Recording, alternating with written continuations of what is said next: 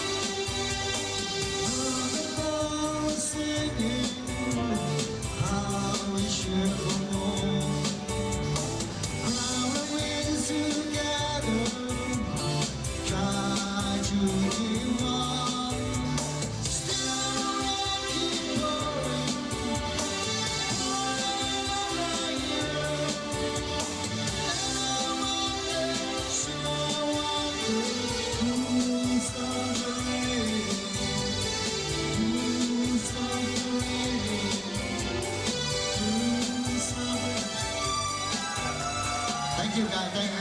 Very good dance. บ้านนอกเลี้ยวเห็นกับนี่แต่ผู้เอลดีๆเนาะโอ้โหจังว่ามักในจังหวะนี้เนาะถ้าท่านได้จับจองอีกว่าเขาเสิร์ฟเนาะเพื่อนพี่น้องอ่ะก็ถือว่าได้ต่อไปก็เป็นลำวงรอบต่อไปเนาะ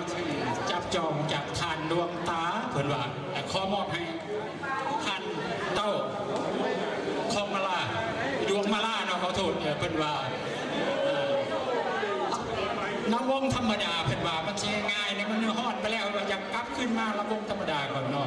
กระเซินทาน เชิญท่านเจ้าดวงมาลาเนาะขอเชิญกระชึงนางสาวเพิ่นอาจจะเป็นภรรยาเพิ่นเอาผู้ว่าเป็นมาโสดเพิ่นเอาหรือว่ามามี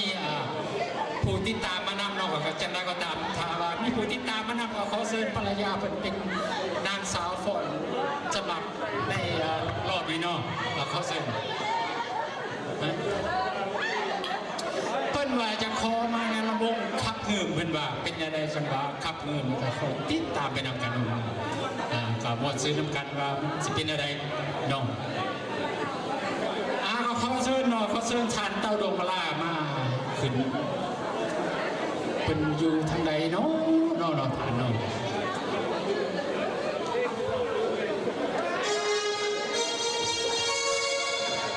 ก็อยากจะขอนางสาววังเทียนโอ้เดี๋ยวเพิ่นได้เราก็เป็นยังกันซึ่งว่าครับอยู่กับบ้านในวงดนตรีของเขาลุยเลยนะพี่น้อง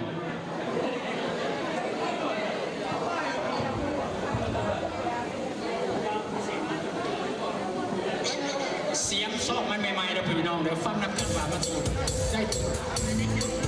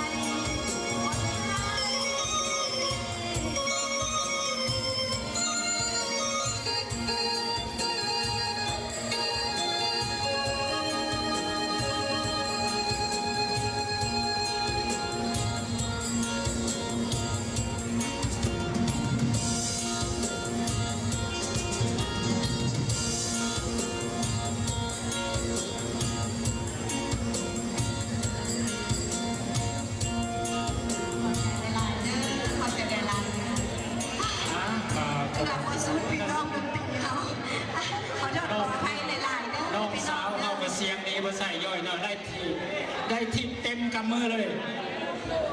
อาจจะได้ก็ตามพ่อแม่พี่น้องได้รอบต่อไปคือซึ่งจับจองจาก อย่าคุณบ้านเฮาเนาะพี่น้องเนาะคุณบ้านเฮา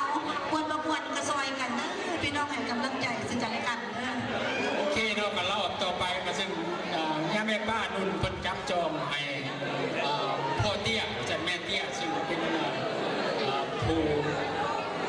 เป็นรอบที่ห้า เป็ แล้ว น พี่น้อง รอบ เนาะ ที่ห้าเป็นรอบของแม่เตี้ยพ่อเตี้ยเนาะถาเพิ่นยังถ่ายรูปอยู่อุ่นใจรอจังหน่อยเนาะ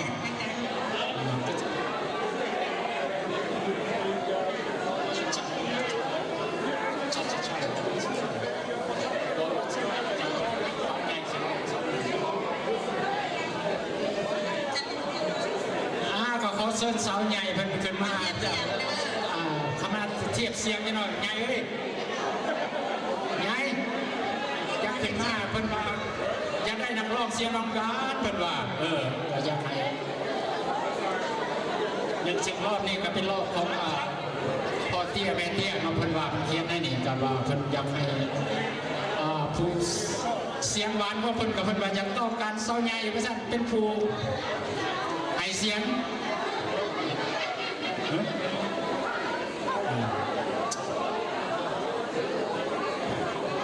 เราเคยเป็น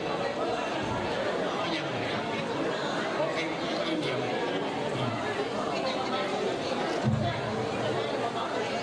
เราเต้นเพิ่นว่านะก็อยากขอเชิญพ่อเตี้ยแม่เตี้ยเนาะเตรียมขึ้นมาเป็นคนใจจังหวะละวงในรอบละวงมื้อนี้เนาะกับเพิ่นว่าครับ สบายดีพ่อแม่พี่น้องแมริยาต้าอินโซบุสตักก็ดีใจหลายเนาะที่ได้มาเล่นงานสมาคมยูจอร์เจียเอาขึ้นมาเลยของเราเอาออกจากอีกไส้เนาะเอาเพื่อออกจากไส้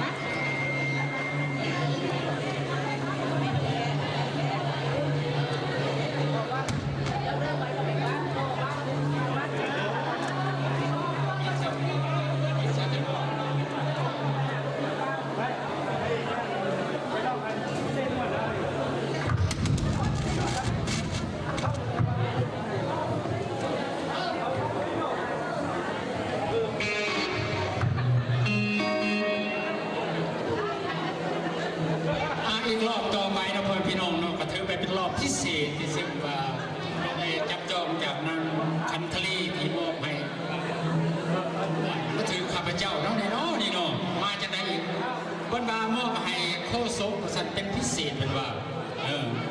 ผู้ที่เป็นนางสาวเพิ่นคือน้องแหลมภรรยาพระเอกไม่ต้องสงสัยเพราะเป็นน้องบอกว่าจิตใจสิ่งเดียวตรงเดียวสิ่งเดียวอีกบ่มีเปลี่ยนแปลงบ่มีน้องอ่ะต่อไปก็เป็นระบบธรรมดาเพิ่นว่าเขาเสิร์ฟน้องๆแหลมน้องเพิ่นจะเป็นนางสาว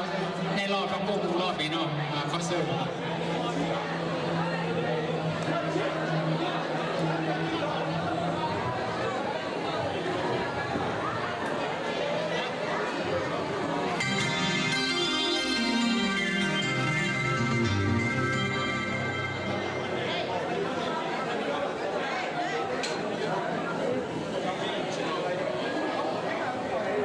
ซึ่งก็อยากเซิร์นนางขันนอมาเทียบเสียงก็ถือว่าจะเป็นนักร้องในรอบนี้รอบก็อยากให้เป็นก็เซิร์นมาเลยนักขันเลยอยู่ใส่เนาะนักร้องเสียงหวานนี่เนาะห่วยเราถ่ายจังหน่อยพ่อแม่พี่น้องอีกเลยจับหน่อย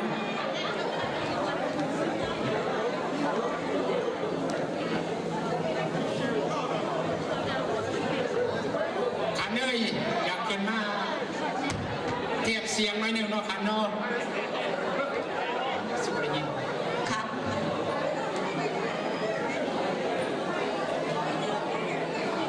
รอบนี้เป็นรอบของ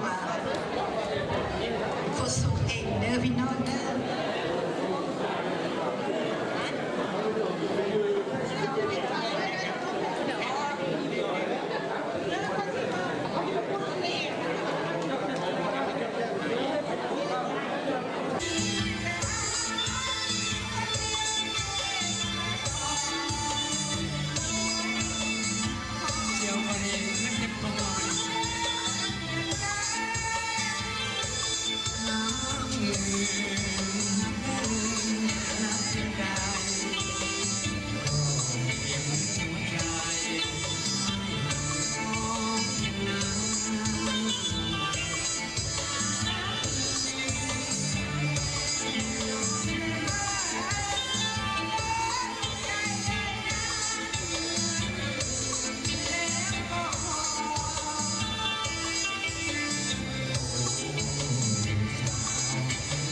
น้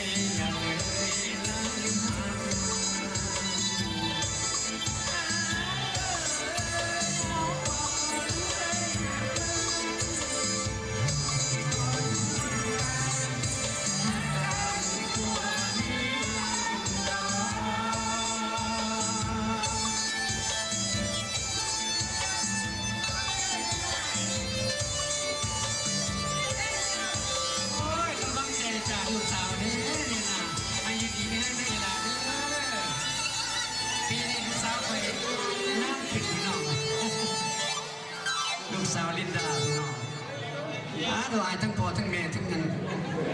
มัดขนาดตัวนี้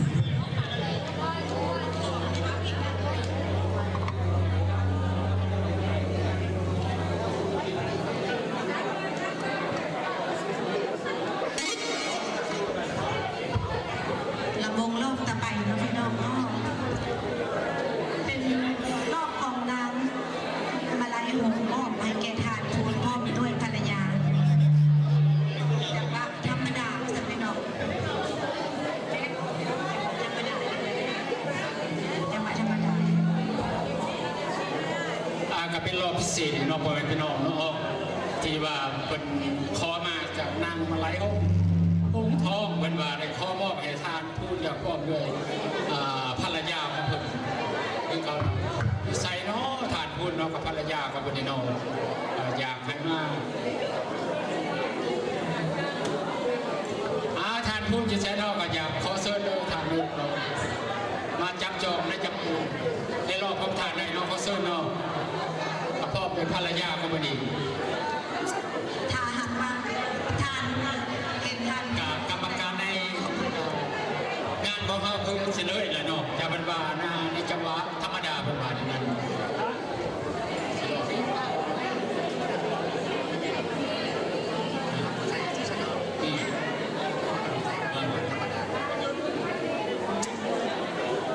ใส่น้อยจะใส่น้อยทานพูนพร้อมด้วยภรรยา ไม่ได้ยืน สงสัยไปห้องน้ำว่า เพื่อเป็นการรักษาเสียเวลาเราก็อยากให้ทานขึ้นมาสู่หน้าเวทีเลยเนาะก็เชิญเนาะ เพิ่นว่าได้ยินเพิ่นว่า เพิ่นว่านานเพิ่นว่าพวกเพิ่นหลายจองละหูอย่างอื้อน้อยหนึ่งเพิ่นว่าจะสั่นขอโทษหลายๆเนาะพี่น้องเนาะเพิ่นก็คนบอกว่านะมันก็ขึ้นมานะครับขอเชิญดนตรีของเขาได้เนาะในจังหวะธรรมดาเนาะเราลงกันเลย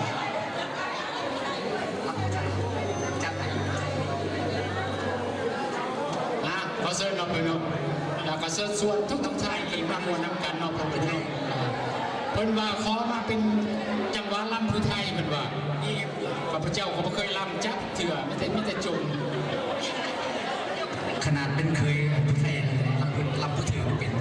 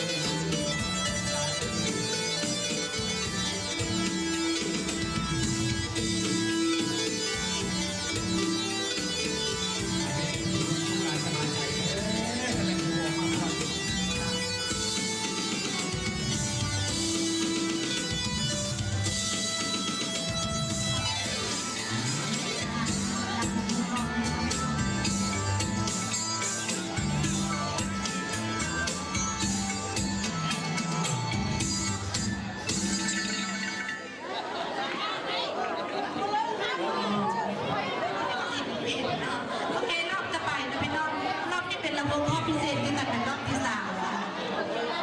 เป็นรอบของอะไรหลวงพ่อให้แก่ทานแดนซักพร้อมด้วยภรรยาครับทานซักพร้อมด้วยภรรยานะพี่น้องเด้อมาในจังหวัดศรีพันดอนเด้อแล้วก็ขอเชิญน้องนางแหลมขึ้นมาเนาะรับศรีพันดอนไทยแลนด์เนาะน้องนางแหลมได้ยินบ่เนาะมาเทียบเสียงน้องนางแหลมเนาะแหลมสิงศักดิ์ขอเชิญเด้อขอเชิญทานแนนซักพร้อมด้วยภรรยาเด้อแนนซักพร้อมด้วยภรรยาเด้อ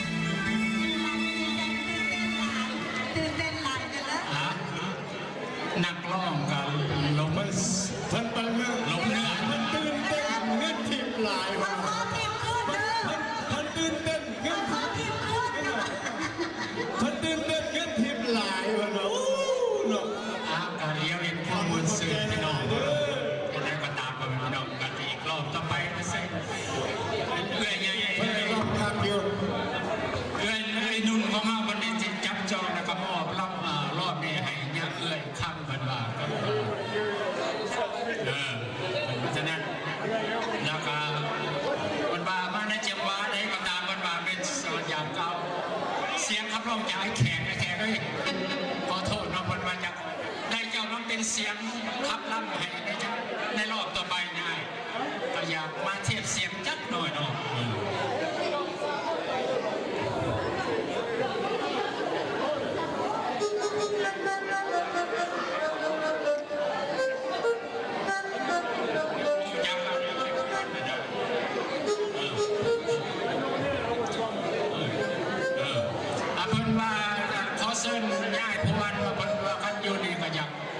ขึ้นมาจองรอบของทานนอกก็จึงว่าเป็นครูลำวงของคนไผ่แมนภรรยาของคนนอกก็จะขอเสริมมาขึ้นมาน้องเพิ่นว่าจะขอเป็นเสียงเนียงใน30ยังเจียวเพิ่นว่าจะได้กระบากันไปเนาะแต่ว่าบ่ให้เกิน60มานะครับพ่อ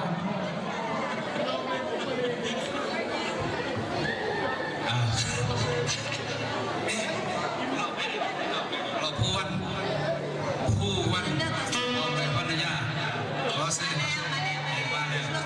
ขอเสียง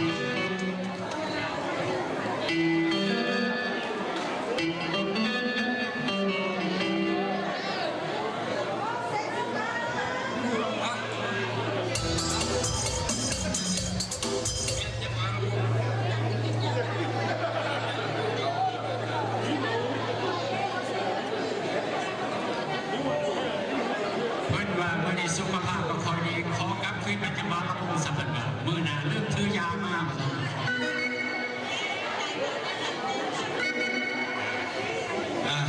ผู้เกี่ยวสุขภาพดีกันเลยหัวใจเต้นบ่ถึง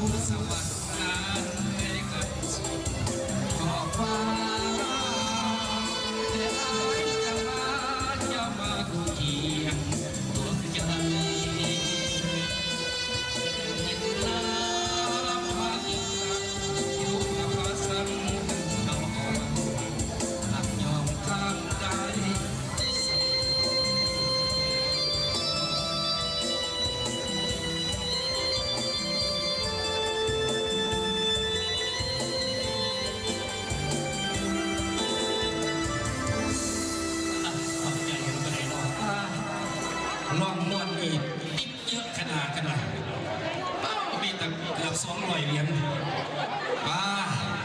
เต็มกำเลยกันหน่อยเต็มกำเลยให้ยังลองอีกบ่นอสินีเนาะ ขอบใจนะ ขอบใจนะมีคนมาหยาดไปอีกฮะ ไหวผมเนี่ยนี่จะได้เรียนร้องเพลงได้เต็มกำเลยนะว่า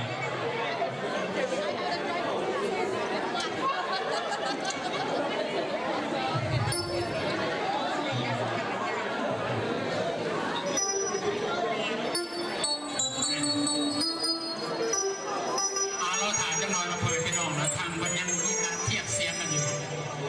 เอาไหมเอาไหม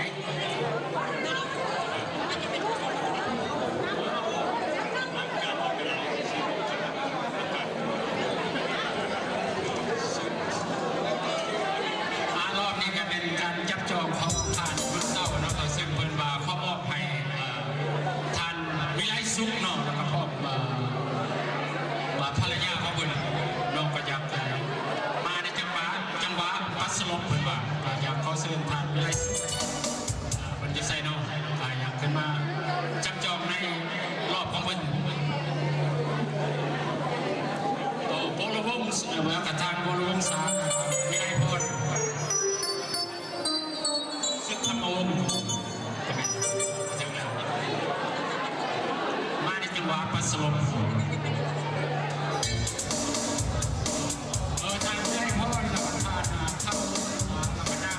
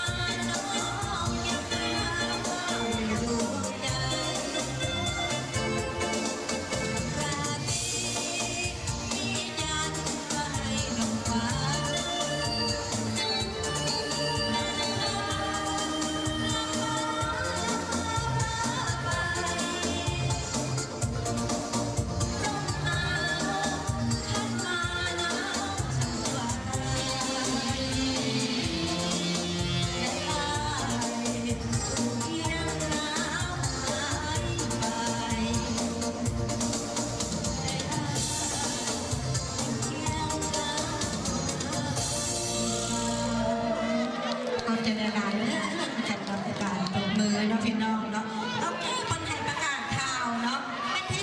12-13 เดือนหน้าบุญปีใหม่วัดพุทธคุณและพี่น้องเด้อขอเรียนเชิญพ่อแม่พี่น้องผู้สุคนให้มาร่วมบุญปีขอทีมไลน์ด้วยสำหรับทีมภาษาเกินไปทา